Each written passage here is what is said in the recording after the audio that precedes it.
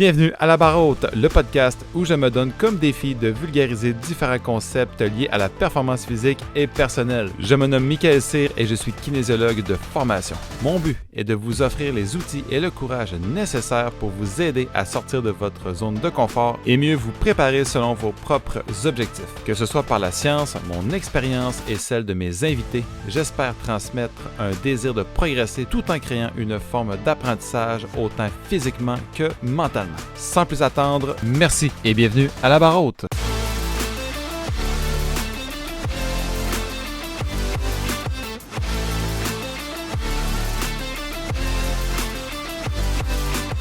Bonjour à tous, le sujet de l'épisode d'aujourd'hui est la dysmorphie corporelle ou encore, je ne sais pas si vous avez déjà entendu parler de ce terme-là, la bigorexie. L'intérêt du sujet derrière l'épisode d'aujourd'hui, c'est surtout qu'on sait qu'il y a quelques années et encore aujourd'hui, les publicitaires, les influenceurs et les médias aiment surtout vendre l'idée à la population, la quête d'obtenir un corps parfait.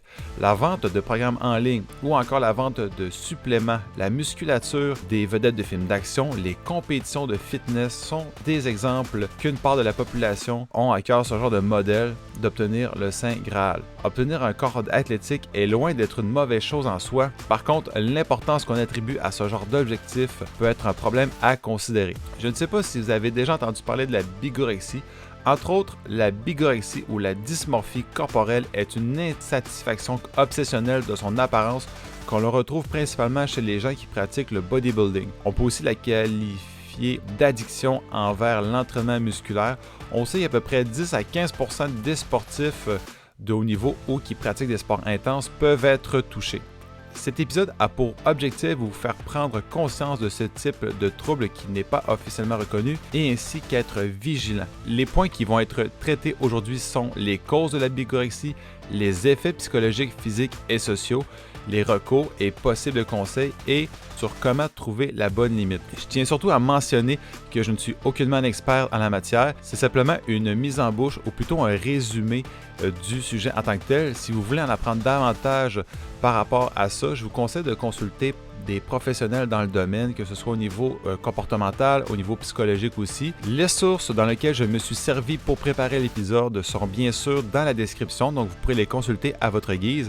Sans plus tarder, je vous remercie beaucoup de votre écoute et à tous, bon podcast, bon épisode.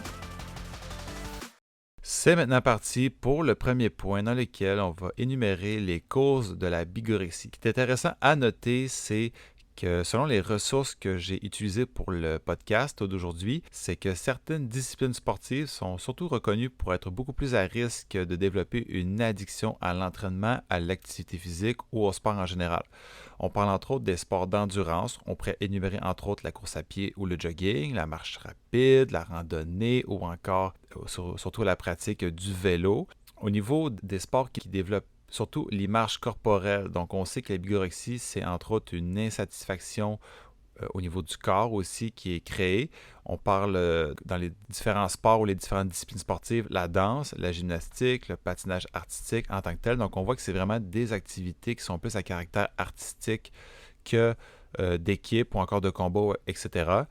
Il y a aussi les sports qui possèdent un certain stéréotype à l'entraînement. On parle aussi surtout du culturisme, donc le bodybuilding. Donc, on peut déjà penser que la bigorexie, ça peut toucher différents types de sports. Donc, ce n'est pas nécessairement des sports qui sont stéréotypés, qui ont un lien avec une image corporelle. C'est simplement des exemples aussi que j'ai donnés. Il doit probablement avoir d'autres types de sports dans lesquels on pourrait développer une certaine addiction au sport ou à l'activité physique, mais c'est simplement pour vous donner un ensemble d'idées aussi, pour que vous compreniez un peu que ça ne touche pas nécessairement un sport en particulier.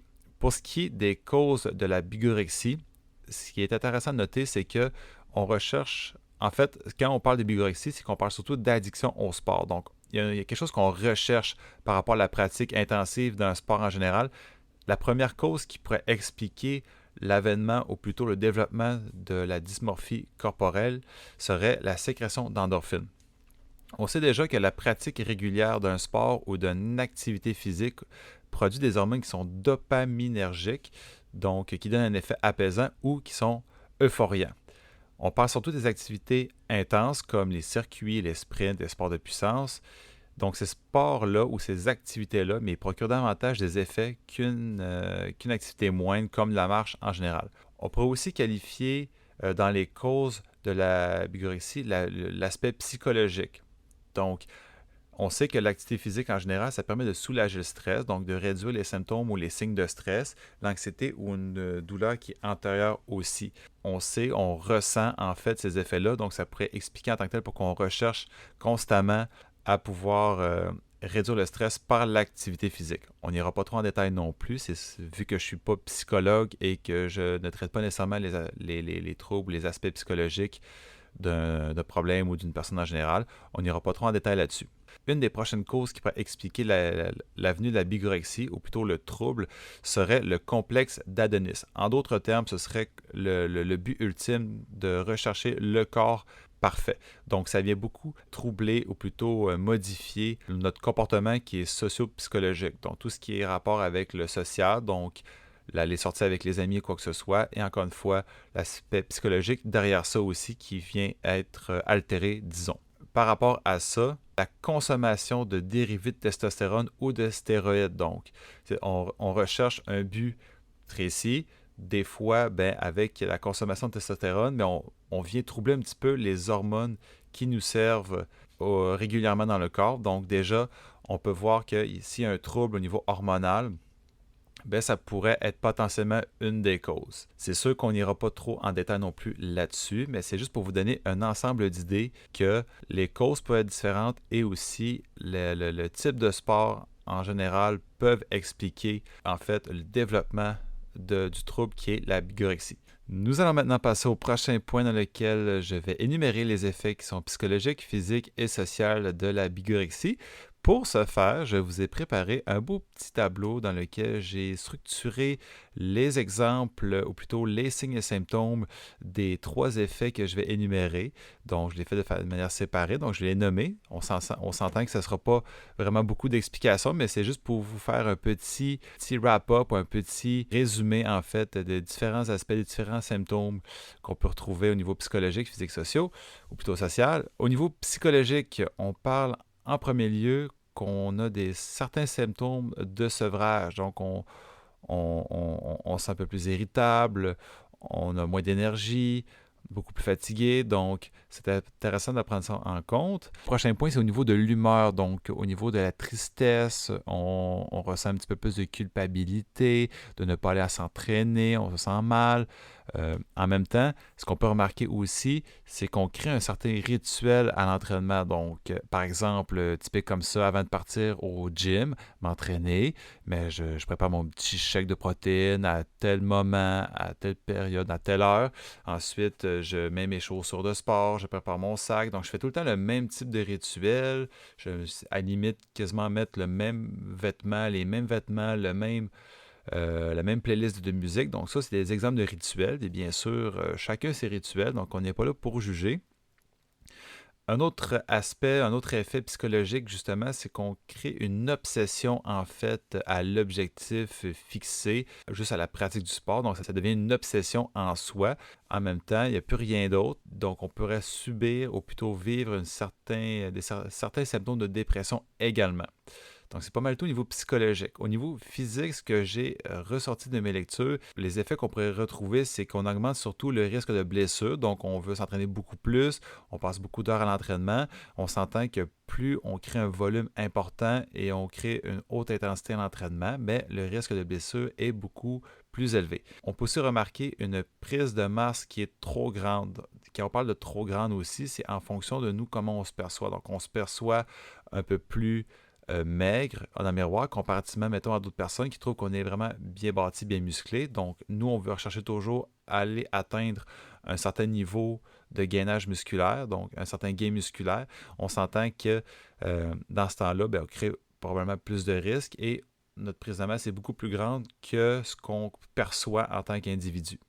Également aussi, soit ça peut être un point positif ou plutôt un point négatif dans ce cas-ci, c'est qu'on veut toujours repousser nos limites. Donc, Quand on parle de repousser nos limites, on veut toujours charger le poids plus lourd, on veut créer plus de répétitions aussi, faire plus de volume d'entraînement. Donc, encore là, comme je vous l'ai dit, au niveau blessure puis au niveau des risques. Par exemple, si vous voyez quelqu'un dans le gym qui ont ces symptômes physiques-là, qui ont ces signes-là, mais ça pourrait être intéressant aussi à noter. Donc ça, ce serait au niveau physique. Au niveau social maintenant, ce qu'on pourrait noter serait en premier lieu, en tant qu'adepte à l'entraînement, ou plutôt d'addictif à l'entraînement, on cherche surtout à conditionner notre quotidien autour de la routine sportive.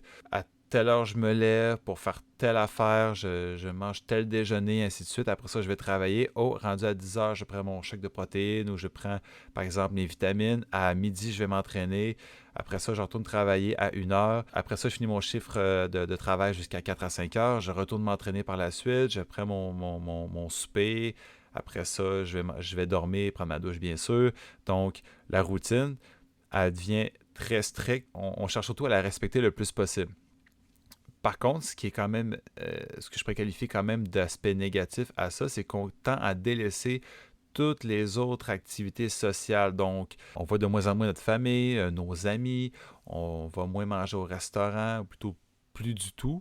Donc, on vient se créer une bulle, ce qui fait qu'on crée moins d'interactions avec les gens. Donc, ça, au niveau social, ça pourrait être intéressant à noter. Comme je l'ai dit tout à l'heure aussi, c'est qu'on mange plus ou moins au restaurant, donc on sort de moins en moins.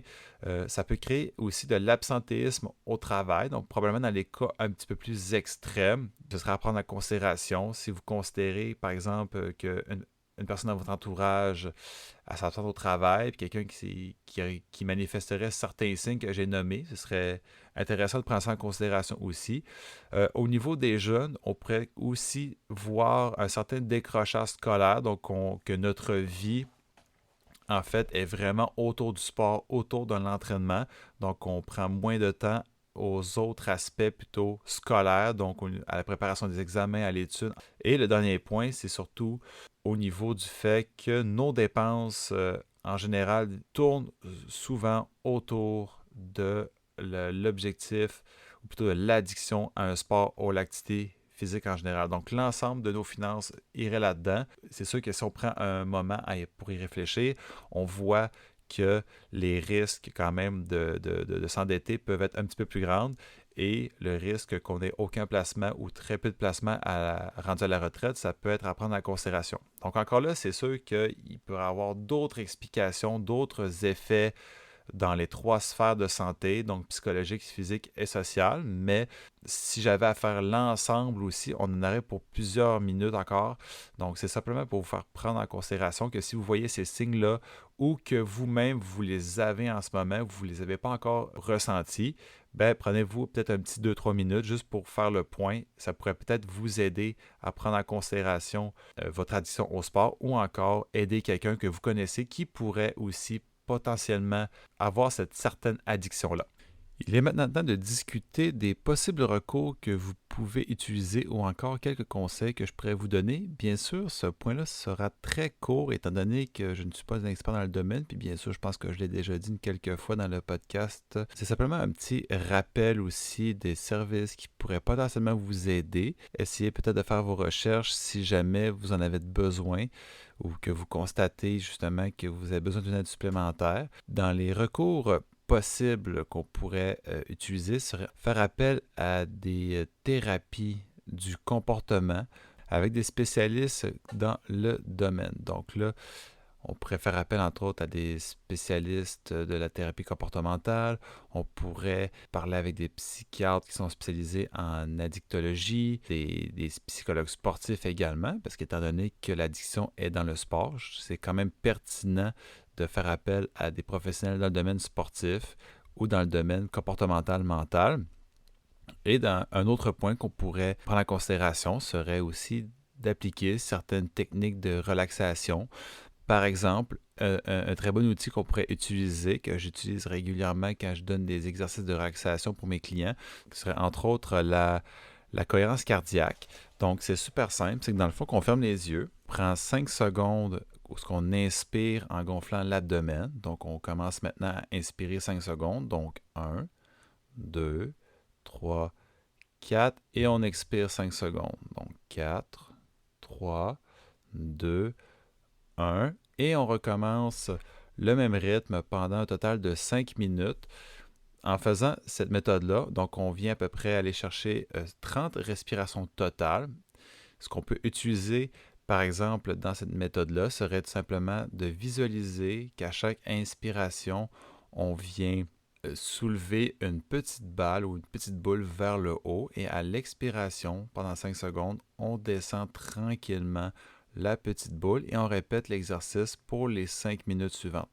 Donc ça, c'est une technique qui peut être super simple, ça dure 5 minutes et encore, il y a plusieurs types de techniques. On a aussi la technique de la respiration en boîte. Par exemple, j'inspire 4 secondes, je maintiens la respiration pendant 4 secondes, j'expire pendant 4 secondes et je maintiens la respiration 4 secondes. Donc, on pourrait déjà l'utiliser maintenant. Donc, si vous êtes prêt, on pourrait l'utiliser maintenant. Donc, on inspire 4 secondes. Donc, 1, 2, 3, 4, maintien.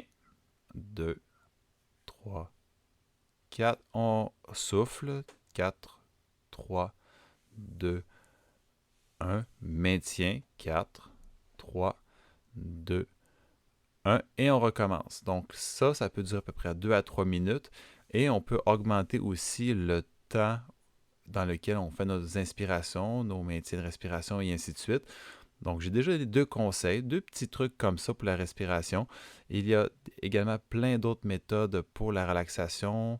Encore là, on pourrait parler à la technique de Jacobson ou encore là, on fait la technique contracté-relâché lors d'une méditation. Donc, il y en a beaucoup en stock. Si vous voulez, on peut toujours faire un épisode de podcast sur le sujet. Ça pourrait être super intéressant.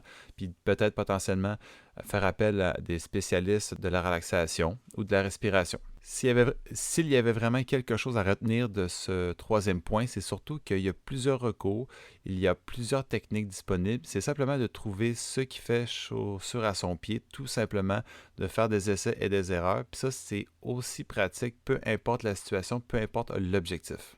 Avant de terminer le podcast, j'aimerais faire un petit message. Donc, s'il y avait vraiment une chose qu'il faut retenir par rapport à l'épisode ou par rapport au trouble qu'est la bigorexie, c'est qu'il faut surtout trouver la bonne limite. Donc, quand on veut dire par trouver la bonne limite, puis encore là, ça vient du psychiatre Jean-Victor Blanc, c'est surtout d'éviter la bascule. Donc, quand on parle de bascule, c'est, selon la définition du psychiatre, c'est lorsqu'un comportement va prendre trop de place et qui va avoir toujours cette perte de contrôle vis-à-vis du comportement. On veut éviter justement que l'addiction au sport devienne incontrôlable et que là, les risques ou les effets psychologiques, physiques et sociaux surgissent. Pour éviter la bascule, j'ai 5 petits conseils que je pourrais vous donner. Et encore là, plus important, mis à part les conseils que je vais donner, c'est surtout de faire appel à des professionnels dans le domaine du comportement. Donc, le premier conseil, c'est que dans un domaine sportif, dans un domaine d'entraînement, c'est de faire appel à un kinésiologue qui est spécialisé dans la charge d'entraînement, dans la planification, dans la routine d'entraînement. Donc, ça pourrait être très intéressant. Puis, en plus, ce professionnel-là peut donner des suivis adaptés par rapport à vos objectifs. Vous pouvez aussi faire appel à des conférenciers ou plutôt aller voir des conférenciers dans le domaine, justement, pour voir un peu leur parcours, quels sont leurs conseils, puis voir un peu plus de concret aussi dans toutes les notions peut-être que j'ai données ou dans les notions peut-être que un spécialiste du comportement pourrait vous donner. Aussi, prochain point, c'est que tranquillement, refaire un cercle social, aller voir du monde de plus en plus, aussi sortir un peu de sa routine qu'on s'est créée, de sa bulle, l'expansionner pour nous permettre, entre autres, de travailler au moins sur l'aspect social et l'aspect psychologique également, parce que juste le fait d'aller voir des gens, ça peut être très bon au niveau mental et au niveau de l'humeur. Un dernier point serait de canaliser son énergie. Par exemple, on est addictif au sport, mais on pourrait utiliser ça vraiment à notre avantage. Au lieu, par exemple, d'aller au travail en automobile, l'option que je pourrais vous donner serait d'y aller à vélo. Donc, si le travail n'est pas très loin de chez vous, ça pourrait être une option intéressante pour vous. Je ne sais pas ce que vous en pensez, mais je crois que partager sa passion de l'exercice physique ou plutôt de l'activité physique avec des gens qui sont aussi passionnés que nous, ça peut être super intéressant. Entre autres, pour peut-être nous créer une certaine valorisation, disons, certains accomplissements. Ça peut aussi nous permettre d'élargir le cercle social. Donc, je trouvais ça intéressant de le mentionner. C'est pas mal tout pour l'épisode d'aujourd'hui. Comme je vous l'ai dit, l'épisode servait surtout de faire prendre conscience de ce qu'est la dysmorphie corporelle, que ça existe, peut y avoir des recours possibles aussi, puis de prendre en considération certains faits, comme entre autres faire attention quand on fait de l'exercice, quand on a un objectif, c'est d'essayer de trouver la bonne limite et d'éviter d'atteindre la bascule. Donc si vous voulez revoir l'épisode pour vous remettre un petit peu dans le bain, c'est comme vous voulez. Si vous voulez partager l'épisode également auprès de vos amis, de vos collègues pour qu'ils apprennent également qu'est-ce que la bigorexie, ça peut être intéressant, puis en même temps c'est toujours le fun d'apprendre de nouvelles affaires. Donc je vous remercie à tous, j'espère vous voir très bientôt pour le nouvel épisode et passez une excellente journée. Au revoir.